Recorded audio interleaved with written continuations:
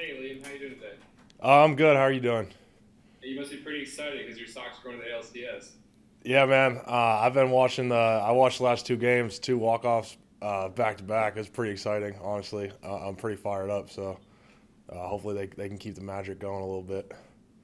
Yeah, I mean, as a guy who used to work at Fenway, like, is it maybe a little bit more extra special whenever they're playing well? Maybe a little bit. I mean, I was a fan before I started working there, but kind of through that experience, it only kind of grew even more. It's cool too for me. I still go and see, watching the game. I go see all my old friends working on the grounds crew. I actually got one of my good buddies from the grounds crew. He's coming down to the game this week, so uh, it's exciting. So. I wanted to ask you about the some of the things y'all started doing in the run game this past week. It looked like y'all were pulling linemen like a lot more than you had maybe before. Was that sort of a new implementation, sort of new thing in the offense, and when did y'all implement that? Yeah, I mean, there's some of like our day one, two, three plays. We've had those plays in since camp, and we felt that that's when one of our stronger plays from offensive line standpoint. So it was good. We kind of committed to those plays over the weekend, and we had a little success with it. So hopefully that's something we can continue to build on moving forward. Hey Liam, with all the speculation going around with Coach O's job status and everything, how have you all handled that in the locker room as you still try to plug and get this thing turned around and win some football games? Yeah, I'm not even thinking about that at all. That's not anything that I could control or any of my teammates can control. What we're focused on every week is just preparing for our opponent, which this week is Florida, and it's going to be a big game for us. Obviously, it's been a tough start to the year for us. None of us wanted to be in the situation, but uh, the only thing that we can do is keep fighting. And we have an opportunity to get a big win at home this week, so we got to do everything we can to get ready for it. Yeah, hey Liam, this is Glenn West here. You guys obviously face, probably one of the more elite pass rushing duos in the country this week with Zachary Carter and Brenton Cox coming to Death Valley. Just, I guess, talk about the challenge of an offensive line of trying to block two guys like that who are so good at, getting after the quarterback and making plays in the backfield. Yeah, I mean they're good players. Between those two and then some other guys they got, they're a really talented bunch. Yeah, I remember both those guys from our game last year. So, it's going to be a challenge for us, and it's going to be something we have to put it together this week and be ready to play our best game on Saturday.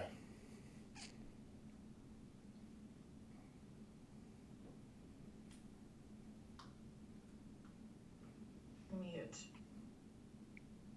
Hi, I'm Liam from The Advocate. I wanted to know the offensive line has been the subject of a lot of scrutiny this season, and I wanted to know if you could pinpoint what the certain weaknesses are and how y'all are attacking them in practice. Um, yeah, in terms of scrutiny, that's not, at least for me and my teammates, I don't really try to pay attention to anything that's being said outside of this building. Uh, it's something that Coach O says, and I really believe in, is the only people that can control the outcome of our games and our season are the people in this building. So, um, yeah, I don't want to get too much into the details of that, but every week, like I say, every time I'm up here, we got to address see what we did well, what we did bad, where we have to improve, and just keep moving forward.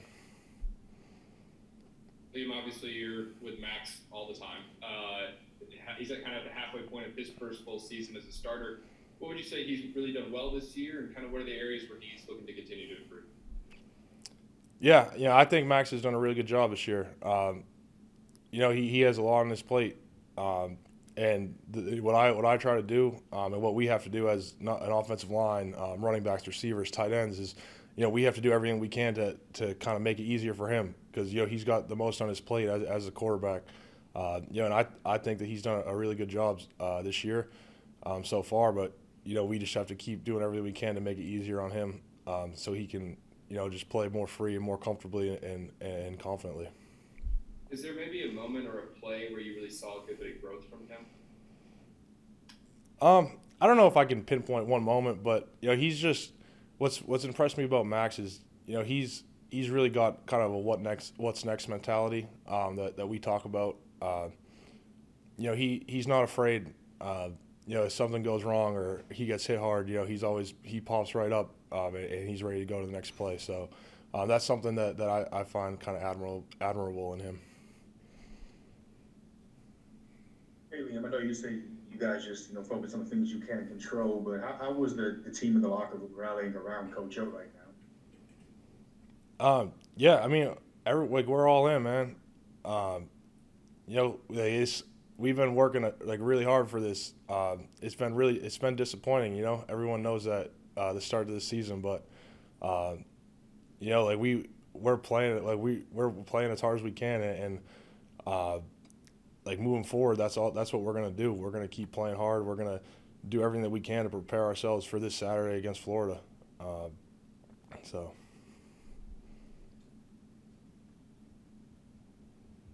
Yeah, hey Liam. Obviously, you guys lose a huge piece there in Kayshawn this last week. I was wondering if we could get your reaction to that news, and then as well as I wanted to ask about Jack Besh as potentially a guy who can really step in and kind of be a go-to option now for Max. I know he's been targeting him a lot on third downs, but just do you think Jack and some of those freshman receivers are ready to take on a bigger workload? Yeah, I mean, in terms of Kayshawn, that's just horrible news. That he's going to be miss the rest of the year. Really hate that for him. He's someone he's really been one of the bright spots on the team, and he's earned that throughout the offseason. So really hate to see that happen to him. But there's still a lot of talent in the wide receiver room, like Jack Besh, like you mentioned, a lot of the other freshmen. There's more than enough talent in there for guys to step up. And that could be something that'll be interesting to see throughout the rest of the year, to see who can kind of fill those shoes. Hey Liam, I'm gonna pivot back to the little Boston Red Sox stuff. I wanted to know how you got the job at Fenway and who's coming out to watch you play this weekend. So my freshman year at Harvard, I was just looking for a summer job. It's a little different as a football player at Harvard to LSU in terms of finding work and stuff for the summer. But, I thought that would be a cool gig. I saw a posting for it. Next thing you know, it's like my full-time job for 3 or 4 years. So really couldn't have had a better summer job in college, I think. But, yeah, the guy who's coming down, Brendan Gallagher, he's one of my good friends from home. And he went to school in Boston too. So after I got the job, I told him that he should apply too. So then it ended up being he's one of my best friends from my childhood, and then we had that job together, and it only made us even closer. So I'm looking forward to him coming down here this week.